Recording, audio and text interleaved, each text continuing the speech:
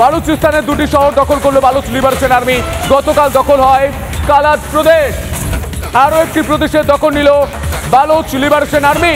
একের পর এক প্রদেশ হাতছাড়া পাকিস্তানের, হাতছাড়া ম্যাঙ্গোচোর প্রদেশ। তাহলে কোন দুটো শহর? ম্যাঙ্গোচোর ও কালাত। কালাত ও ম্যাঙ্গোচোর, কালাত ও ম্যাঙ্গোচোর দখল করে নিয়েছে কে? Baloch liberation army. Baloch liberation army কে গো? বালুচ লিবারেশন আর্মি হচ্ছে বালুচিস্তানে একটি নিজেদের সংগঠন, নিজেদের আর্মি ফ্রন্ট, যারা পাকিস্তানের বিরুদ্ধে লড়াই করছে। তারা বলছে অনেক হয়ে গিয়েছে, পাকিস্তানের থেকে আমরা এবার আলাদা একটা দেশ চাই, পাকিস্তানের মধ্যে আমরা থাকতে চাই না। স্বভাবতই পাকিস্তান ভেঙে টুকরো টুকরো হয়ে যাবে, টুকরো টুকরো হয়ে যাবে। এবং সেই বালুচিস্তানে বালুচ লিবারেশন আর্মি পাকিস্তানি সেনাদের মেরে দিচ্ছে। 3 জন সেনা মারা গিয়েছে। ঠান্ডা মাথায় বুঝুন।